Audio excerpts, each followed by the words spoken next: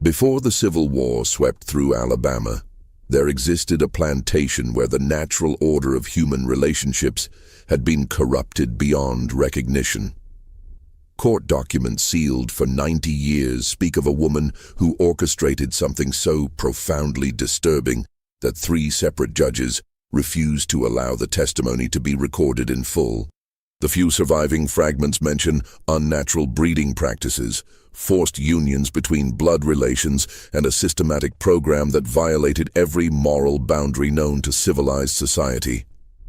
What made this case particularly haunting wasn't just what happened.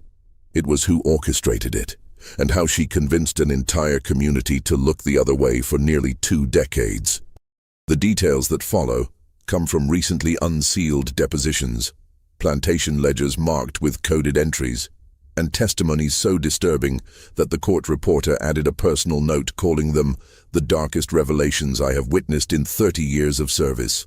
Before we continue with the story of Fairhope Plantation and the woman they called the Mistress of Increase, if you're hearing this from Alabama or anywhere in the Deep South, leave a comment telling us where you're listening from. Hit that subscribe button because stories like this deserve to be remembered, no matter how uncomfortable they make us. And if you think you know where this is heading, I promise, you don't. The truth is always darker than we imagine. What happened at Fairhope would force us to confront just how far human depravity could extend when power faced no consequences and when profit eclipsed every moral consideration.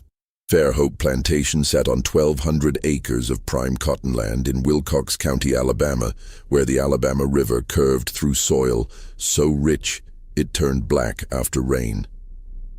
The plantation had been established in 1803 by Colonel James Sutherland, a Revolutionary War veteran who built his fortune on cotton and maintained a reputation for stern but fair treatment of his workforce. By the time of his death in 1839, Fairhope was one of the most productive plantations in the county, with 97 enslaved people working the fields and maintaining an operation that generated wealth substantial enough to support the colonel's widow in considerable comfort. That widow was Margaret Sutherland, though everyone in Wilcox County knew her simply as Mistress Margaret. She was 41 years old when her husband died, leaving her sole ownership of the plantation and everything on it. She had been born Margaret Elizabeth Hargrave in Charleston, South Carolina, the daughter of a cotton broker who had made and lost 3 separate fortunes before drinking himself to death. She'd married Colonel Sutherland at 19, moving to Alabama with the eagerness of a woman escaping a past she never discussed. In the 22 years of their marriage, she had borne him 5 children, 4 sons and 1 daughter. The sons were Thomas, age 20 at the time of their father's death, William, 18, Benjamin, 16, and Robert, 14. The daughter, Catherine, was only 12. Portraits commissioned in 1838 showed the family in their finest clothes, arranged around the colonel with the practiced formality of Southern aristocracy. Margaret sat beside her husband with her hands folded in her lap, her face composed in an expression that suggested neither warmth nor coldness, just careful control. What those portraits didn't show was the tension that had existed in the Sutherland household for years. Colonel Sutherland had been a firm believer in discipline and propriety. He attended church every Sunday, maintained strict moral standards for his household, and held definite opinions about the proper running of a plantation. His wife rarely contradicted him in public, but household slaves would later testify to arguments behind closed doors, heated discussions about money, about management, about the proper way to handle what the colonel called plantation discipline. When the colonel died of a sudden fever in March 1839, there was a proper period of mourning. Margaret wore black for the required year. She managed the plantation through an overseer, a hard-faced man named Jonas Pritchard who had worked at Fairhope for 7 years. For the first 2 years after her husband's death, life at Fairhope continued much as it had before. Then, in the spring of 1841, Mistress Margaret dismissed Jonas Pritchard. She told the neighboring planters that she wanted to manage Fairhope more directly, that she felt an overseer was an unnecessary expense when she had 4 strong sons who could help her run the operation. This was unusual but not unheard of. Widows sometimes took more active roles in plantation management. What people noticed, though, was that Thomas, her eldest son, seemed uncomfortable with his mother's increased involvement. He'd been preparing to attend the University of Alabama, but those plans were quietly abandoned. He remained at Fairhope, where his mother kept him busy with tasks that seemed designed to keep him close to home. Wilcox County in the 1840s was a place where everyone knew everyone else's business, at least among the white families who controlled the land. Plantations were separated by miles but connected through a tight web of social obligations. Church services, cotton sales, hunting parties, occasional balls in the county seat of Camden. Gossip traveled these networks with remarkable efficiency. And by late 1841, people were beginning to talk about changes at Fairhope. The first whispers concerned Mistress Margaret's sons. Thomas had always been quiet, but now he seemed withdrawn, rarely appearing at social gatherings. When he did attend church, he sat with his jaw clenched and his eyes fixed on the pulpit, as if forcing himself to focus. William and Benjamin seemed to follow their older brother's lead, developing a guardedness that neighbors found strange. Only young Robert, still a boy of 15, maintained something of his earlier liveliness, though even he had become more subdued. The second set of whispers was more disturbing. They concerned changes in how Fairhope managed its enslaved population. In most plantation communities, there was a brutal frankness about the realities of slavery. The buying, selling, and breeding of human beings was discussed with the same casual efficiency as any other agricultural matter. But what Margaret was doing seemed different. She'd begun tracking the women on her plantation with unusual intensity, keeping detailed records of their monthly cycles, their health, their age. She'd separated the youngest and strongest women into a specific quarter, away from the main slave cabins. And then there was the matter of the bloodlines. On most plantations, the enslaved population included people of varying complexions, some darker, some lighter, reflecting generations of mixed ancestry in circumstances that ranged from terrible to merely tragic. But at Fairhope, beginning in 1842, neighbors noticed that the children being born had begun to look remarkably similar to each other and to Mistress Margaret's own sons. Sarah McClellan, whose plantation bordered Fairhope to the west, mentioned this observation to her husband after a church service in November 1842. Her husband, Robert McClellan, told her not to repeat such speculation. "What happens at Fairhope is Margaret's business," he said. "We don't question how our neighbors run their affairs." This was the unspoken rule of plantation society. You didn't examine too closely what happened behind your neighbor's gates, because you didn't want them examining what happened behind yours. The system of slavery created endless opportunities for moral compromise, and survival meant accepting certain hypocrisies. So when people noticed the light-skinned children appearing at Fairhope with increasing frequency, when they saw how Mistress Margaret kept her sons close to home and away from eligible young ladies in the county, when they heard rumors of strange arrangements in the slave quarters, they chose not to see. They chose not to ask questions, because asking questions might require answers. And answers might require action, and action might threaten the entire system that kept them comfortable and wealthy. But there were people who couldn't choose not to see. The enslaved people at Fairhope lived inside the nightmare that others could ignore. Among them was a woman named Rachel, 23 years old in 1842, who had been born at Fairhope.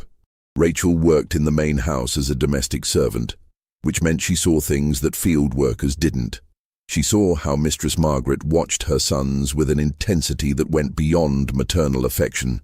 She saw how the mistress kept ledgers with coded entries, letters and numbers that seemed to correspond to women in the separated quarters. She saw how young women were called to the main house at night and returned before dawn, sometimes crying, always silent. Rachel couldn't write, but she had a remarkable memory. She remembered faces, dates, conversations. She remembered which women disappeared into the separated quarters and when. She remembered which of Mistress Margaret's sons went where and when. She stored these memories away like a person building evidence for a trial that hadn't happened yet. A trial she couldn't imagine ever happening, but building it anyway because the act of remembering was the only form of resistance available to her. In the summer of 1843, a woman named Dinah was moved into the separated quarters.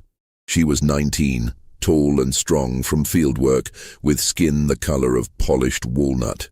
The separated quarters housed 8 women by then, ranging in age from 16 to 25. They lived in a single cabin that had been renovated with new timber and a stone hearth. Better conditions than the main slave quarters, which made the other enslaved people resentful and fearful in equal measure. Better conditions meant special purposes. Special purposes meant danger. Dinah had been at Fairhope since she was 7, purchased along with her mother from a failing plantation in Montgomery. Her mother had died of fever in 1840.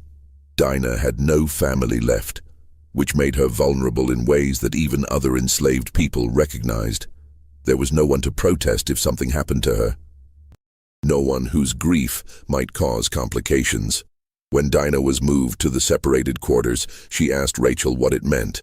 Rachel looked at her with eyes that held both pity and something harder, the kind of knowledge that comes from bearing witness to horror. "It means Mistress got plans for you," Rachel said quietly. They were in the main house kitchen, where Rachel was supervising the evening meal preparations. The cook, an older woman named Bess, was kneading dough for tomorrow's bread with steady, rhythmic motions that suggested she was deliberately not listening. "Don't fight it. Fighting makes it worse. Just remember you're still alive. Remember that every day you wake up, you survived another night." "Plans?" Dinah's voice was barely a whisper. "What kind of plans?" Rachel glanced at Bess, then back to Dinah. The kitchen was hot from the oven fire, and sweat ran down Rachel's face in steady rivulets. "The kind we don't talk about. The kind that make you wish you'd never been born pretty. Just do what she tells you. Keep your head down. Maybe you'll survive it." That night, Dinah was called to the main house. Mistress Margaret met her in the parlor, the room where the Colonel's portrait still hung above the fireplace. The mistress was wearing a dark blue dress, her hair pulled back severely, her face composed in that same expression of careful control that the portrait artist had captured years before. "Dinah," she said, and her voice was pleasant, almost warm. "I've been watching you. You're strong, healthy. You come from good stock. Your mother was an excellent worker before she fell ill. I have plans for you, plans that will ensure you're well taken care of. Better than the field workers. Do you understand?" Dinah kept her eyes lowered. "Yes, mistress. Look at me." Margaret's voice hardened slightly. When Dinah raised her eyes, she found the mistress studying her with the same intensity that a horse breeder might study a promising mare. "You will be given responsibilities, special responsibilities. My son Thomas will explain them to you. You will obey him in all things. You will not discuss these responsibilities with anyone outside the separated quarters. Is that clear?" "Yes, mistress." "Good. Thomas is waiting in the library. Go to him now." Dinah went to the library, her heart hammering so hard she thought she might faint. Thomas Sutherland was 24 years old that summer, a lean man with his father's height and his mother's careful control. He stood by the window, looking out at the darkening yard, and didn't turn when Dinah entered. For a long moment, there was only silence. Then Thomas spoke, his voice low and tight. "Close the door." Dinah closed the door. The library was lined with books that the Colonel had collected over the years. Volumes on agricultural science, histories of the Revolution, collections of sermons. A lamp burned on the desk, casting shadows that seemed to move in the corners. "My mother has a system," Thomas said, still not looking at Dinah. "She believes in efficiency, in maximizing value. She's decided that the best way to increase the value of our holdings is to improve the bloodlines. Do you understand what that means?" Dinah didn't trust her voice, so she just shook her head. Thomas finally turned to face her. His expression was difficult to read, shame and resignation mixed with something that might have been pleading. It means she wants the children born here to be of mixed blood, more mixed than usual. She believes it makes them more valuable, more intelligent, more capable of skilled work. He paused, swallowing hard. She's decided that my brothers and I will contribute to this program. The full horror of what he was describing settled over Dinah like a shroud. This wasn't the common tragedy of enslaved women bearing their masters' children. That was horrific enough, but grimly familiar. This was something more calculated, more systematic. A breeding program designed and managed by a mother, using her own sons as tools. "I'm sorry," Thomas whispered, and he sounded like he meant it. But sorry didn't change anything. Sorry was just a word that comfortable people used when they participated in horror while wishing they didn't have to. "You'll stay in this library tonight. In the morning you'll return to the separated quarters. This will happen regularly until you're with child. Then you'll be moved to a different cabin where you'll be well cared for until the birth. After that," he shrugged helplessly, "after that my mother will decide." Dinah wanted to run. She wanted to scream. She wanted to set the entire plantation on fire and watch it burn. But she was one woman surrounded by armed white men in a county where enslaved people who rebelled were tortured and killed as examples. So she did what Rachel had advised. She survived the night. This was the system that Margaret Sutherland had created at Fairhope Plantation. It was methodical, documented and hidden in plain sight. The separated quarters held women selected for their youth and health. Margaret's sons, Thomas, William and Benjamin, were assigned to different women on a rotating schedule that Margaret tracked in her ledger with clinical precision. The resulting children were raised in a separate nursery, given better food and clothing than other enslaved children, and groomed for positions as skilled workers or house servants.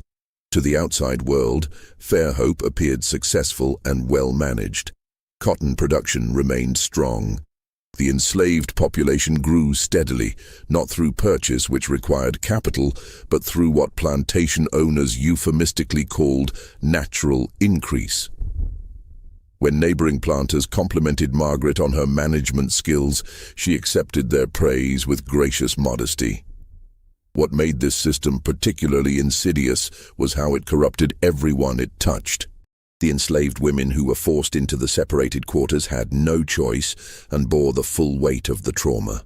But they also received marginally better treatment than field workers, which created resentment and division within the enslaved community. Some women, desperate to escape the brutal work of the cotton fields, actually hoped to be selected. A choice that wasn't really a choice, just a different form of horror. Margaret's sons were also victims of their mother's system, though their suffering was of a different magnitude. Thomas, the eldest, had essentially given up his own life and future. He never married. He rarely left Fairhope. He performed his assigned role in his mother's breeding program with visible reluctance but ultimate compliance. William and Benjamin followed their brother's pattern, becoming extensions of their mother's will. Only young Robert, who turned 18 in 1843, resisted. The conflict between Robert and his mother came to a head in January 1844. Robert had been courting Emily Harrison, the daughter of a neighboring planter. The courtship had been proceeding normally: Sunday visits, chaperoned walks, letters exchanged under proper supervision. Robert seemed genuinely happy for the first time in years. Then Margaret called him into her study. "You will end this courtship with the Harrison girl," she told him flatly. "I need you here. Your brothers need your help with our program." Robert stared at his mother with undisguised revulsion. "Your program? Is that what you call it? Mother, what you're doing is necessary, profitable, and none of your concern." Margaret's voice was ice. "You're 18 years old, Robert. Everything you have, everything you are, comes from this plantation. You will do your duty to this family, just as your brothers do." "My brothers are prisoners," Robert said. "You've made them prisoners. You've made all of us prisoners. Even the—" He stopped, seeming to struggle with how to finish the sentence. "Even the women in those quarters. Do you understand what you're doing? Do you even care?" Margaret stood up slowly. She was shorter than her son by several inches, but she had a presence that made her seem larger. "I understand that we're alone in this world, Robert. Your father left us debts that you know nothing about. This plantation was failing. I saved it. I built a system that ensures our survival and our wealth. Do you think the Harrison girl's father would let her marry you if he knew we were on the brink of poverty? Everything I've done for this family, not for me," Robert said quietly. "I won't be part of this. I won't." The argument continued for hours, but Margaret Sutherland had not built her system by accepting defeat. Over the following weeks, she systematically destroyed Robert's courtship with Emily Harrison. She spread subtle gossip about financial difficulties at Fairhope. She had Thomas write to Emily's father suggesting that Robert was unstable, prone to strange ideas and inappropriate sympathies. By March, the Harrison family had cooled considerably toward the courtship. By April, it was over. Robert sank into a depression that worried even his brothers. He spent his days riding across the plantation, avoiding the separated quarters, avoiding the main house, avoiding everyone. At night, he drank in his room, whiskey purchased secretly from Camden and smuggled home in saddlebags. The household slaves whispered that they heard him crying sometimes, late at night when he thought no one could hear. But someone did hear. Rachel, working in the main house, keeping her careful mental records, heard Robert's grief and recognized in it a possible ally, not an equal. He was still the master's son, still free, still protected by whiteness and maleness in ways she could never be, but an ally nonetheless. Someone who saw the horror for what it was, someone who suffered from it, even if his suffering was different from hers. So one night in May 1844, when Robert stumbled into the kitchen looking for food after another day of drinking, Rachel took a calculated risk. She was alone. Bess had gone to bed hours earlier, and the rest of the house was quiet. "Master Robert," she said quietly, "I need to tell you something." Robert looked at her with bleary eyes. He was 20 years old and looked 40, his face haggard from drink and despair. "Tell me what, Rachel? About what your mother's doing? The full truth of it. Because I don't think you know everything. I don't think your brothers know everything." She paused, her heart racing. If she was wrong about him, if he reported this conversation to his mother, she would be sold, or worse.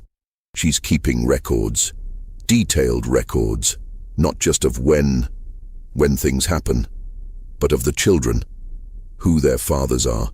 She's planning their futures, planning to keep them enslaved even though they're your half-siblings, even though they're your blood. Robert sank into a chair at the kitchen table. "I know. God help me, I know. But do you know she's planning to use them too? The girls, when they're old enough. She's already making lists. I seen the ledger. She plans to have your brothers, or maybe even you, father children with women who are already your daughters." Rachel's voice was shaking now, but she pushed forward. "That's what's coming, Master Robert. That's the future she's building. Generations of it. Blood mixing with blood until nobody knows who they are anymore. Until the evil just keeps multiplying." Robert put his head in his hands. "Stop. Please stop." "I can't stop. You can stop her. You're still free. You can still leave here. You can still tell people." "Tell them what?" Robert's voice was anguished. "Tell them my mother is breeding slaves with her own sons. Tell them I have children in those quarters, children I'll never acknowledge, children who will grow up enslaved. Who would believe me? And even if they believed me, who would care? You think other plantations are run by saints? You think what happens here is so different from what happens everywhere else? It's the same evil, Rachel, just more organized, more efficient, more honest about what it really is." He was right, and they both knew it. The system of slavery was built on violence and rape. What Margaret Sutherland had created was merely a more systematic version of what happened in fragments across the South. The difference was in the organization, in the careful record-keeping, in the multi-generational planning. but the fundamental evil was the same. Still, Rachel tried once more. Then help them escape. The women in the separated quarters. Help them run north. You could. I can't. Mother watches everything. And even if some of them escaped, she'd just select new women. The system would continue. The only way to stop it would be to... He stopped, looking at Rachel with sudden focus despite the alcohol. To destroy it completely. To burn Fairhope to the ground. They sat in silence after that. Two people trapped in different chambers of the same hell, equally powerless despite their vastly different positions. Robert eventually stood and left the kitchen without another word. Rachel waited, trembling, for the consequences of her boldness, but none came. Robert never reported their conversation, and life at Fairhope continued its terrible rhythm. By 1845, the system was fully operational and expanding. The separated quarters now held 12 women. Margaret's ledger listed 32 children born as part of her program, ranging in age from newborn to 3 years old. The plantation's overall enslaved population had grown to 143 people, making Fairhope one of the larger operations in Wilcox County. Production remained strong. Financially, Margaret's system was succeeding exactly as she'd planned, but maintaining such a system required constant vigilance and increasing cruelty. Margaret couldn't allow dissent, couldn't allow communication that might expose her operation, couldn't allow any of the women in the separated quarters to form bonds that might lead to collective resistance. So she rotated them regularly, breaking up friendships. She rewarded compliance with small privileges and punished reluctance with immediate withdrawal of those privileges. She kept them isolated from the broader enslaved community, preventing the formation of any unified response. This isolation was psychological as well as physical. The women in the separated quarters were told repeatedly that they were fortunate, that they had been selected for their superior qualities, that the children they bore would have better lives than field slaves, that their suffering served a higher purpose, the improvement of the race, the increase of value, the economic success that benefited everyone on the plantation.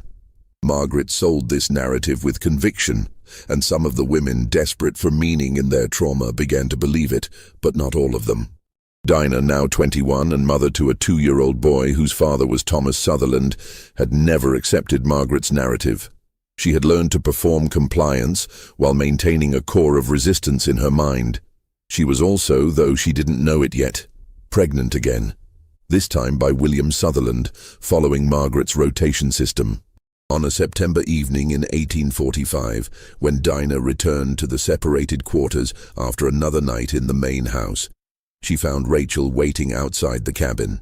The two women had developed a careful friendship over the years, communicating in glances and brief exchanges when they crossed paths in the main house or yard.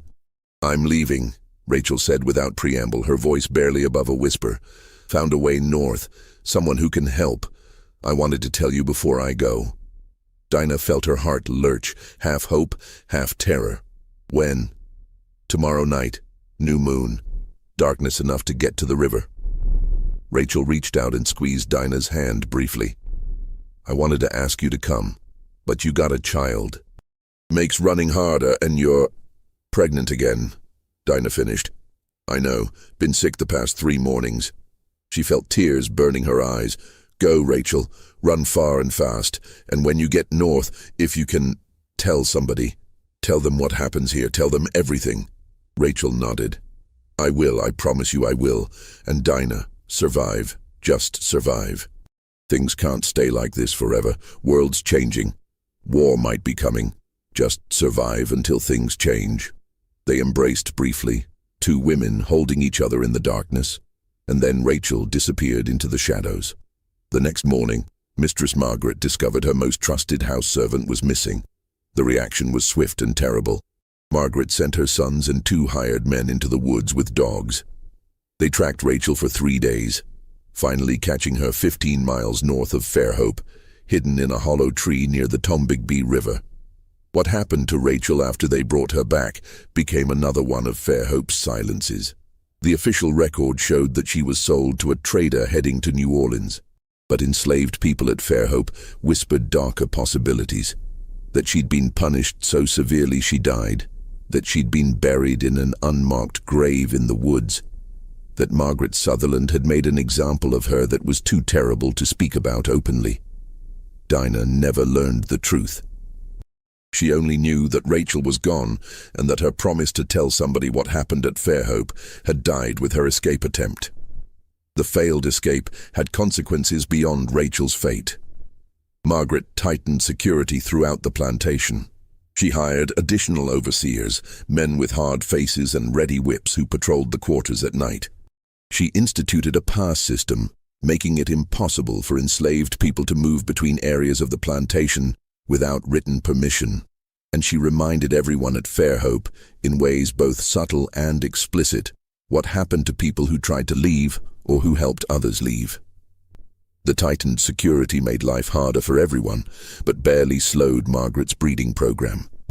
If anything, she intensified it. By 1846, the separated quarters held 15 women, and Margaret had begun selecting girls as young as 15 for inclusion. The children from her program numbered 47. She was, by any measure of plantation economics, succeeding brilliantly. Her wealth grew. Her social position in Wilcox County remained secure, and the system she'd created kept running with terrible efficiency. But systems built on violence and secrecy are inherently unstable. They require constant energy to maintain, constant cruelty to enforce, and they create enemies faster than they can suppress them.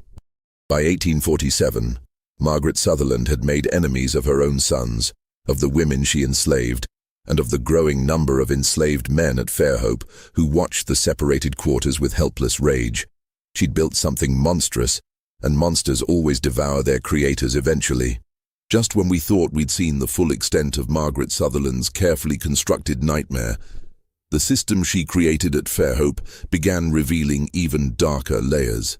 If you've made it this far in this story, you understand that some historical horrors deserve to be remembered, not because they're entertaining, but because forgetting them means allowing them to be repeated.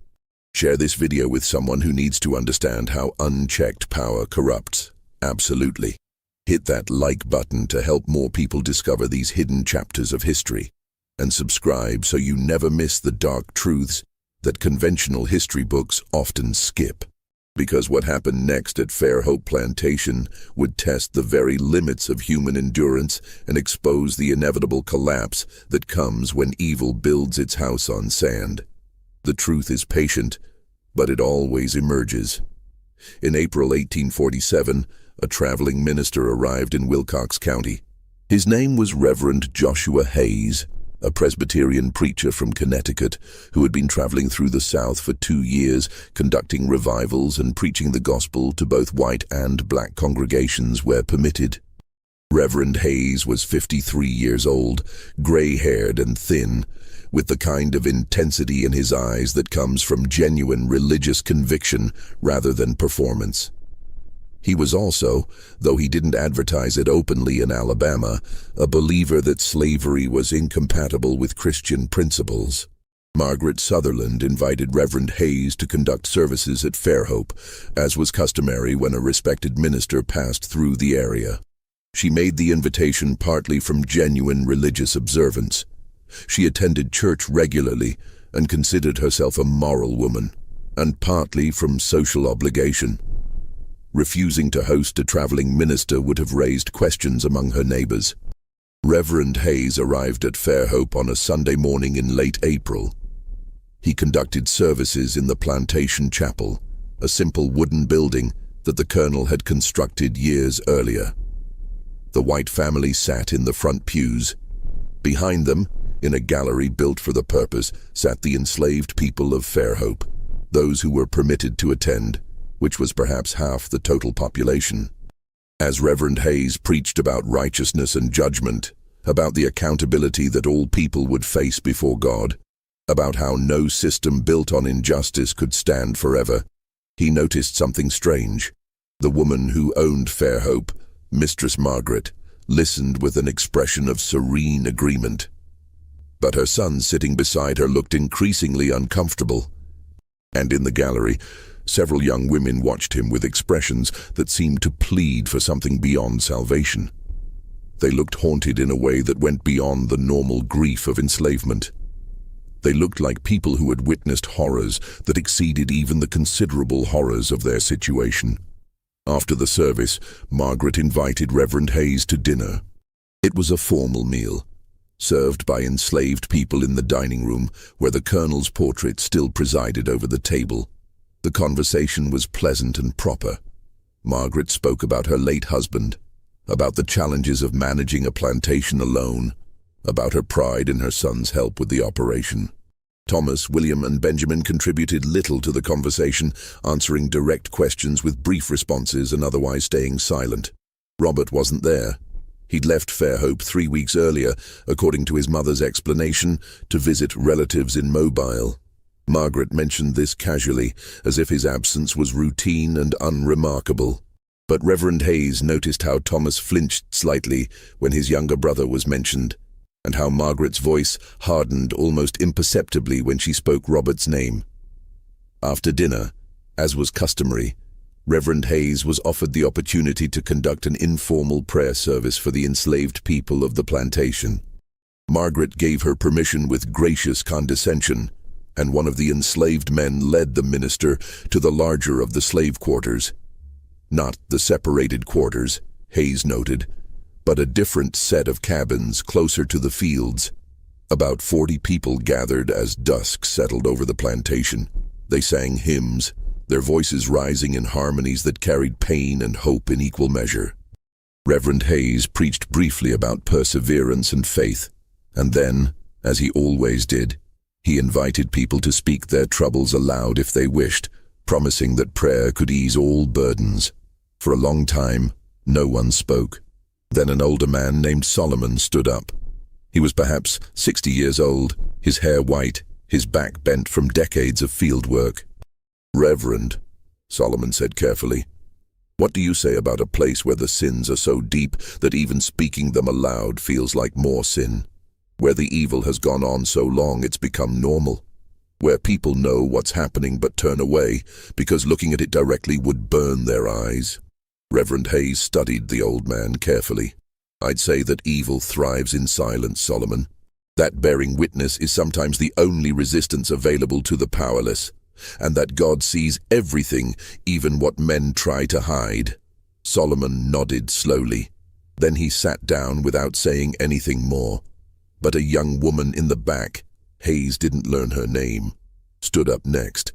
"Reverend, what happens to the children born from forced unions?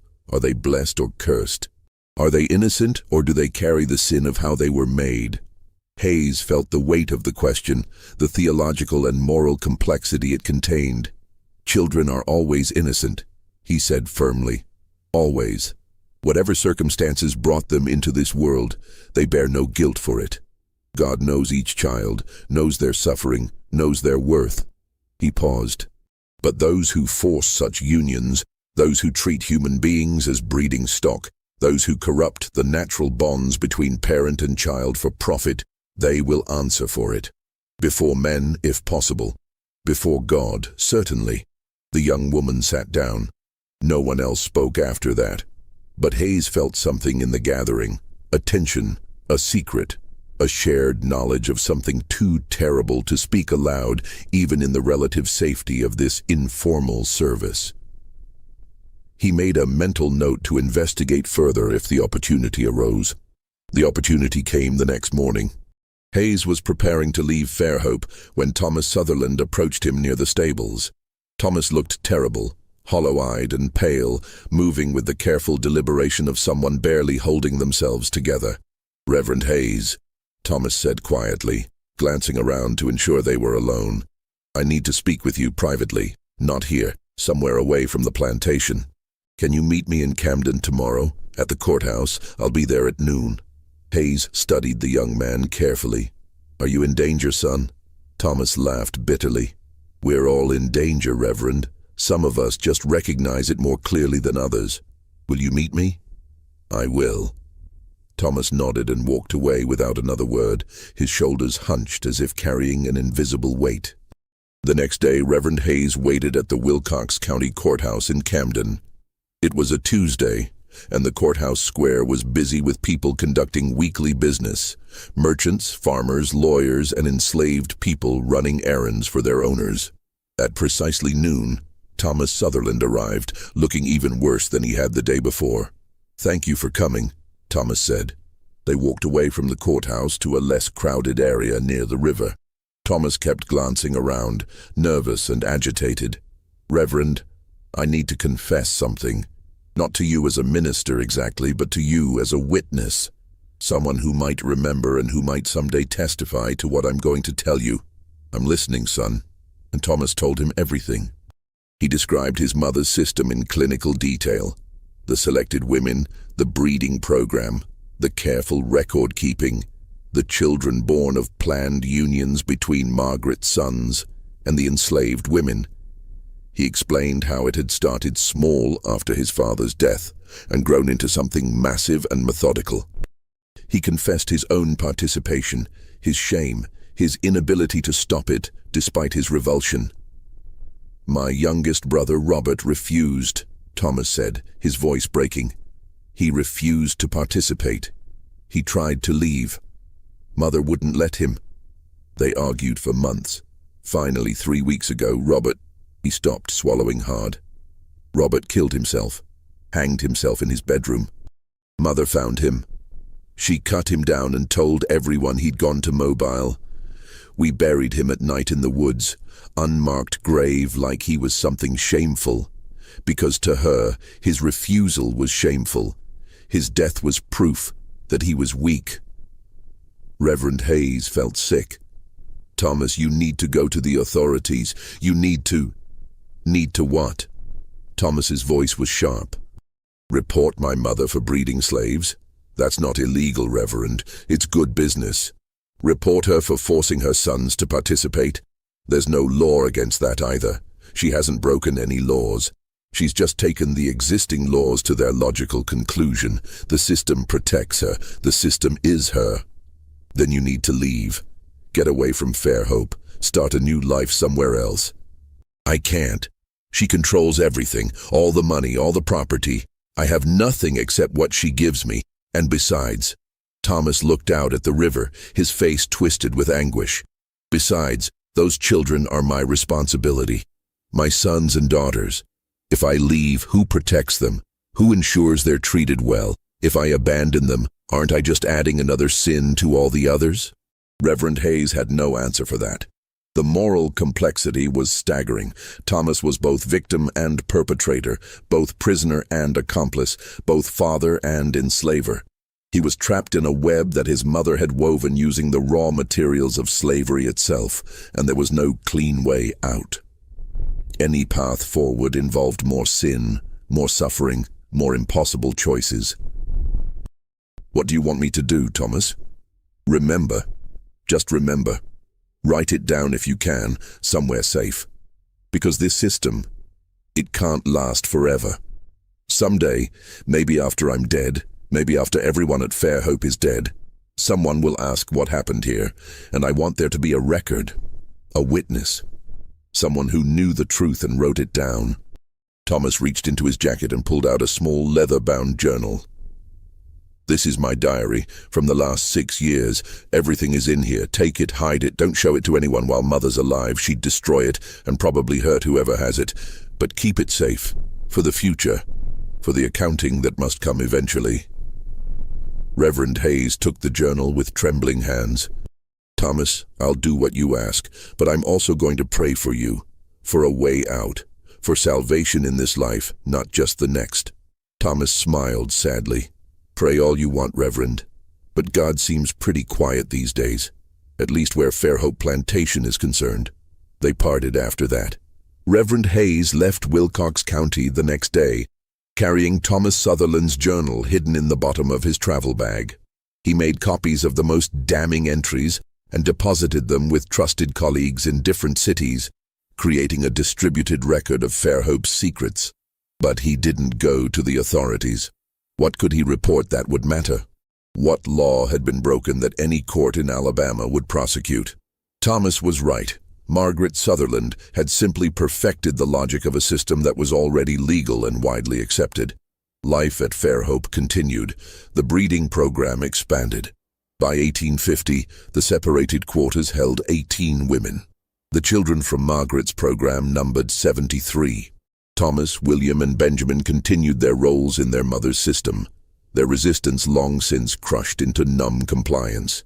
Robert's disappearance was never questioned by neighbors, his supposed life in Mobile a fiction that everyone accepted because investigating it would require acknowledging the possibility of something darker. Dinah, now 27, had borne 5 children through Margaret's program, 3 by Thomas, 2 by William.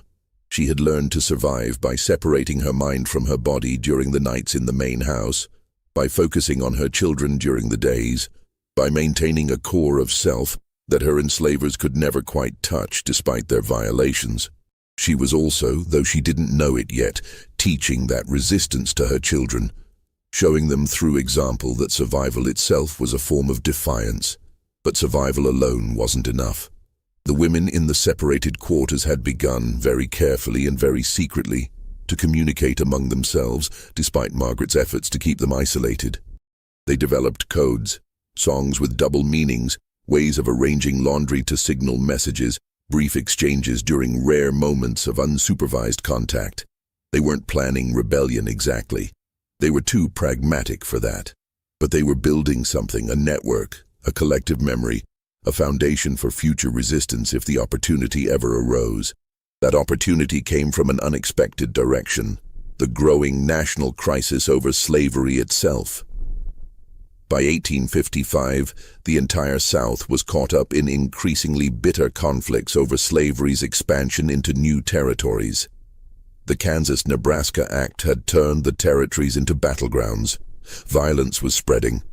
Political rhetoric was becoming more extreme on both sides. And some enslaved people, paying attention to these developments in the limited ways available to them, began to sense that the system might not last forever. That change might be coming. At Fairhope, this growing tension manifested in subtle ways. The white men who visited the plantation, merchants, neighboring planters, overseers looking for work, talked more openly about northern aggression, about threats to southern society, about the need to defend their way of life. Margaret Sutherland listened to these conversations with careful attention. She'd built her wealth on slavery's foundation. Any threat to that foundation was a threat to everything she'd created, but she was also aging. She was 57 years old in 1855, and the years of maintaining her system through force of will had taken their toll. She was still formidable, still in complete control of Fairhope, but she was beginning to think about succession. How would her system continue after she died? How could she ensure that her sons maintained it? How could she protect the investment she'd made in creating a population of mixed-race children trained for skilled labor? The answer, she decided, was documentation. She began creating more detailed records, not just the coded ledgers she'd always kept, but explicit written instructions for how the breeding program should continue. She wrote out the system's logic, its benefits, its procedures. She explained which women should be paired with which men based on their characteristics and bloodlines. She described her multi-generational plan. The children from the first generation would eventually be paired with each other, or with new women brought onto the plantation, creating a self-perpetuating system that would increase Fairhope's value indefinitely. Margaret kept these documents in a locked box in her bedroom. She showed them to Thomas, explaining that he would inherit Fairhope and the responsibility for maintaining her system. Thomas listened with the dead-eyed compliance of someone who had given up fighting years ago. He nodded when she asked if he understood.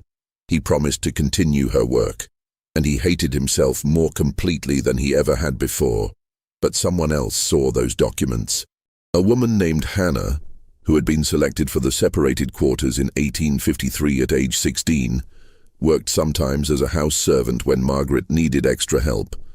On a March day in 1856, while cleaning Margaret's bedroom, Hannah saw the locked box sitting open on the desk. Margaret had stepped out momentarily to speak with an overseer.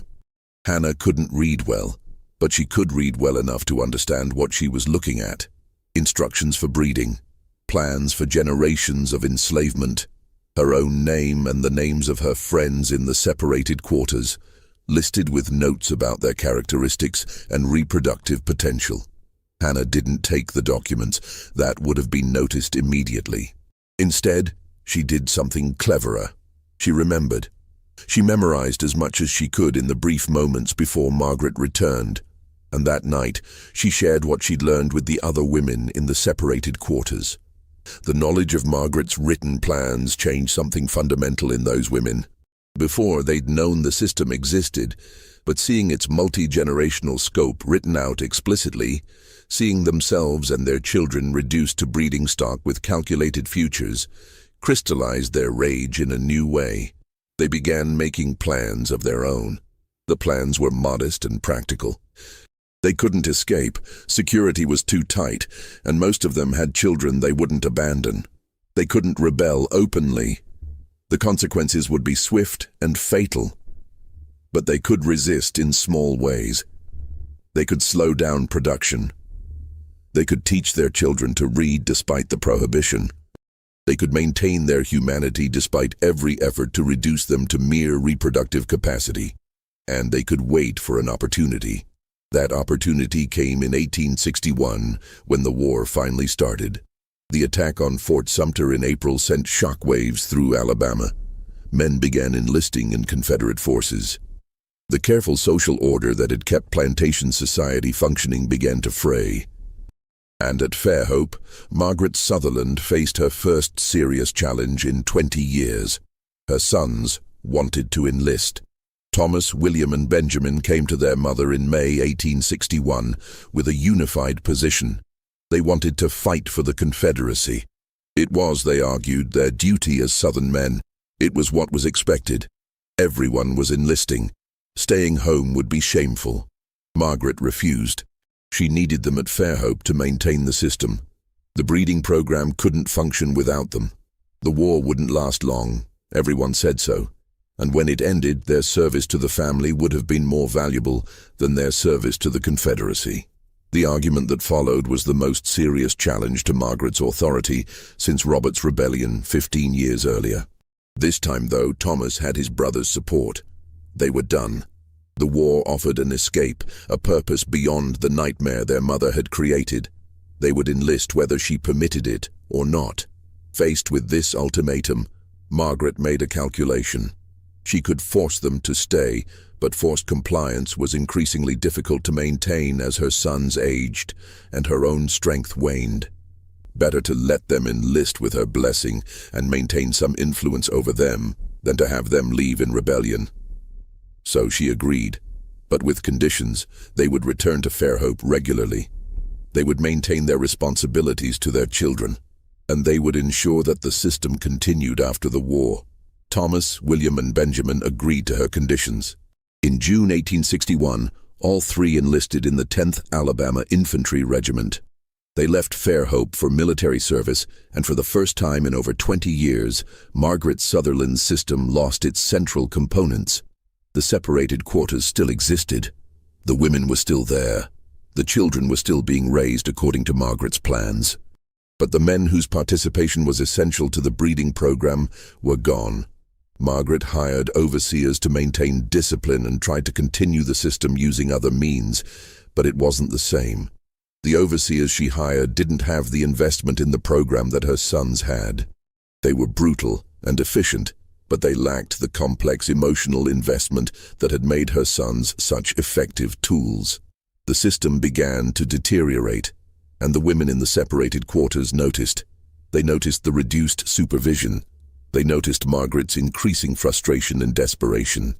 They noticed the war news filtering through the plantation, battles lost and won, territory changing hands, the possibility of Union forces reaching Alabama. They noticed, and they waited. The wait lasted 4 years. 4 years of war, of privation, of growing chaos as the Confederacy collapsed. Thomas Sutherland was killed at Chickamauga in September 1863. William was wounded at Missionary Ridge in November and died of infection 3 weeks later. Only Benjamin survived the war, returning to Fairhope in June 1865, gaunt and traumatized, and forever changed by what he'd witnessed. When Benjamin came home, he found Fairhope barely recognizable. Margaret was 67 years old and failing. The plantation was in disarray. The war had ended. Slavery had ended. The 13th Amendment had abolished the entire system upon which Margaret had built her empire. The women in the separated quarters were free. The children born through Margaret's program were free. Everyone was free. But freedom was complicated. Where would they go? How would they survive? The infrastructure of slavery was gone, but nothing had replaced it. Most of the formerly enslaved people at Fairhope stayed simply because they had nowhere else to go and no resources to leave. Some became sharecroppers, trading one form of exploitation for another slightly less brutal version.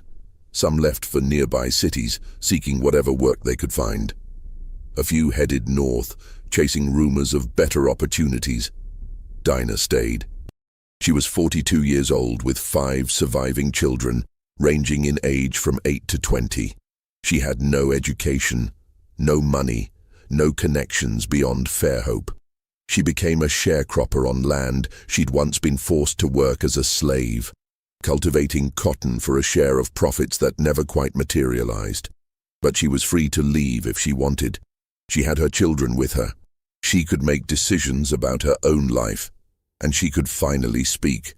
She could tell her children who their fathers were. She could explain what had happened in the separated quarters. She could name the system that had created them and the woman who had designed it. Margaret Sutherland died in November 1865, 6 months after the war ended. She never acknowledged the destruction of her system. She never apologized. She never showed remorse. She died believing she had done what was necessary, that she had been efficient and practical, that history would eventually recognize her genius. She was wrong about that last part. Benjamin inherited Fairhope, but he couldn't maintain it. The plantation economy had collapsed. He had no capital to hire workers and no stomach for the sharecropping system that was replacing slavery.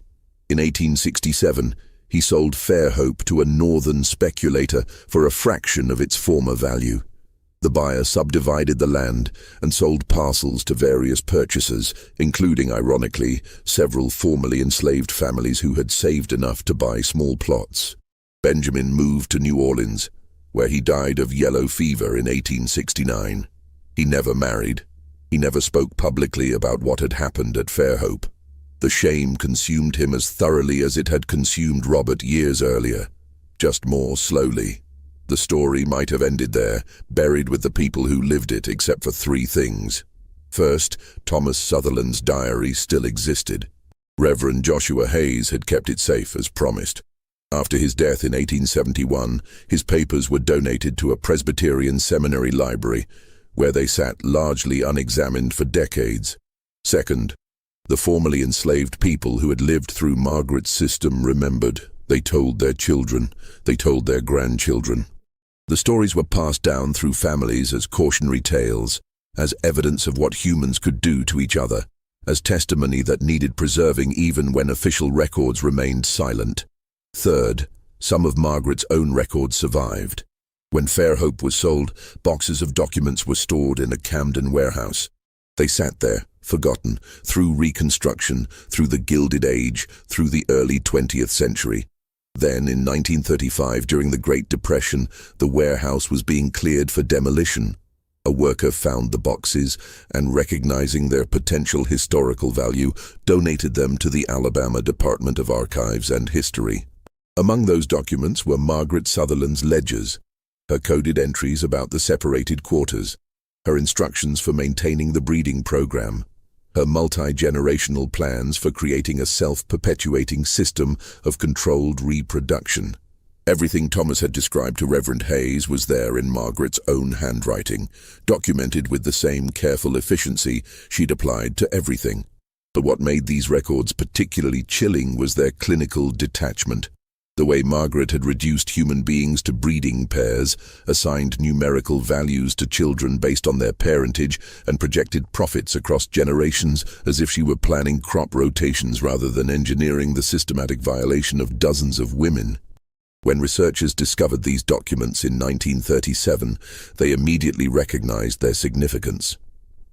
Here was explicit evidence of something that historians had long suspected, but rarely found documented so thoroughly. The systematic breeding of enslaved people, organized and managed with the same attention to detail that might be applied to livestock. What made Margaret's records unique was their scale, their multi-generational planning, and the horrifying involvement of her own sons. The documents also revealed something researchers hadn't expected: annotations in the margins, written in what appeared to be Thomas's handwriting, expressing anguish and self-recrimination. Brief phrases like "God forgive me" and "I am damned" appeared beside his mother's cold calculations, creating a heartbreaking counterpoint to her methodical evil. The archives initially restricted access to the documents, considering them too disturbing for general research. 3 separate review committees examined the materials and debated whether they should be preserved at all or destroyed to protect the dignity of the descendants of those who had suffered at Fairhope. The debates were intense and emotional. Some argued that destruction would compound the crime by erasing evidence of what had happened. Others worried that preservation would sensationalize trauma and reduce real people's suffering to academic curiosities. Eventually, a compromise was reached. The documents would be preserved but sealed, accessible only to serious researchers who could demonstrate legitimate scholarly purpose and who agreed to treat the materials with appropriate gravity. They remained sealed until 1947, when a graduate student named Eleanor Washington, herself a descendant of enslaved people from Alabama, petitioned for access. She argued that understanding such horrors was essential to confronting American history honestly, and that the voices of the victims, preserved in depositions and testimony that had been included in the archive boxes, deserved to be heard. Her petition was initially denied, then granted after she enlisted support from civil rights organizations and prominent historians, who argued that historical truth, however painful, must take precedence over comfortable silence. When Eleanor finally accessed the documents, she spent 3 months reading every page, often breaking down in tears as she encountered the testimony of women like Rachel and Dinah, whose words had been recorded during brief legal proceedings in the 1860s when some of the formerly enslaved people at Fairhope had attempted to claim compensation for their suffering. Eleanor's dissertation, completed in 1951, was the first comprehensive academic examination of what had happened at Fairhope Plantation. She titled it "The Arithmetic of Evil, Systematic Breeding and the Corruption of Family at an Alabama Plantation, 1839-1865. The dissertation was controversial, with some scholars questioning whether such explicit examination of sexual violence was appropriate for academic discourse. But Eleanor persisted, arguing that sanitizing history to make it palatable was itself a form of violence against those who had suffered. Her work slowly entered the historical record, cited by other researchers studying the full scope of slavery's horrors, and gradually the story of Fairhope Plantation became known beyond the sealed archives where it had been hidden for so long. This mystery shows us something profoundly disturbing about human nature. How easily we can construct elaborate justifications for evil when that evil serves our interests. Margaret Sutherland believed she was being practical, efficient, innovative, taking the logic of slavery to its natural conclusion and maximizing her returns. She never saw herself as a monster, just as a widow doing what was necessary to survive in a difficult world. But the system she created was monstrous precisely because it was so methodical, so planned, so thoroughly integrated into the legal and social structures of her time. What do you think of this story? Do you believe Margaret Sutherland saw herself as a monster, or did she genuinely believe she was just being practical? How do we reckon with historical horrors that were legal in their time, but unconscionable by any moral standard? Leave your thoughts in the comments below. If this story affected you, share it with someone who needs to understand that the full truth of slavery was often worse than we imagine. Subscribe to this channel and hit the notification bell so you never miss stories like this. Stories that challenge us to confront the darkest chapters of American history. Because remembering is the first step toward ensuring such horrors are never repeated. Thank you for listening.